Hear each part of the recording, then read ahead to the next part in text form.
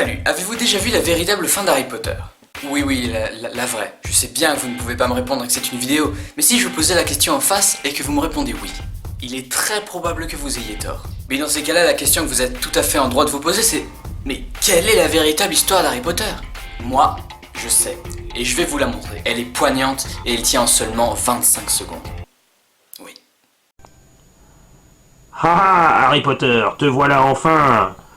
Je vais pouvoir te transformer en croûte de fromage! Bah non, parce que la dernière fois, tu sais ce qui t'est arrivé? C'est toi qui as été transformé en croûte de fromage. Croûte de fromage au Kedavra! Protego! Ah, bien fait, Voldemort.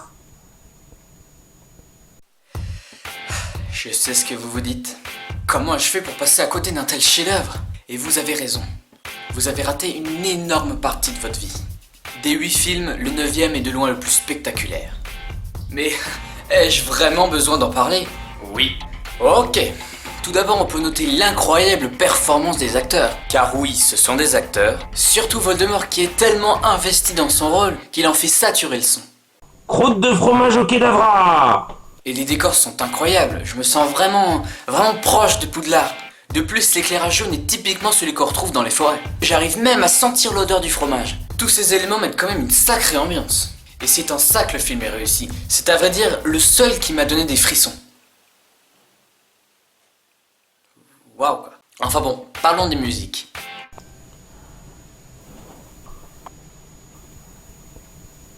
Vous entendez ça?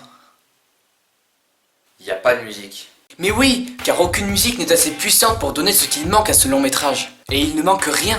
L'ambiance est déjà installée naturellement grâce au décor et aux lumières. Et grâce à la performance des acteurs, bien évidemment. Et regardez ce montage comme il est bien fichu. Protego!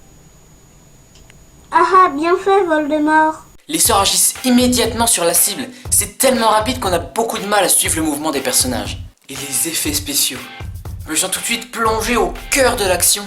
Enfin bon, si on passait au scénario. Il est parfait, bien entendu. Bon, en vérité, je le dis, il y a un petit problème. Dans la mesure où Harry et Voldemort se sont déjà retrouvés face à face et que Voldemort a déjà été transformé en croûte de fromage, ça veut dire qu'il va encore revenir, donc à quoi ça sert franchement? De plus, il a placé des morceaux de son âme dans des Horcruxes, alors comment peut-il mourir comme ça?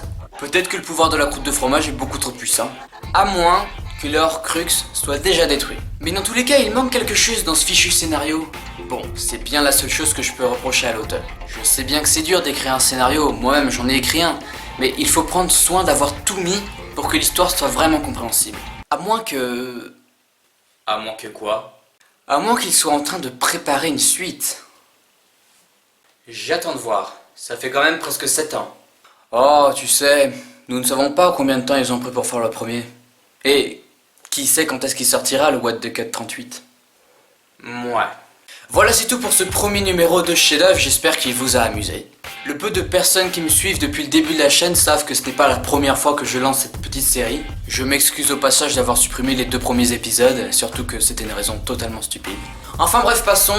Je vous laisse parce que j'ai rien à faire dans ma chambre en fait. Donc je vous dis...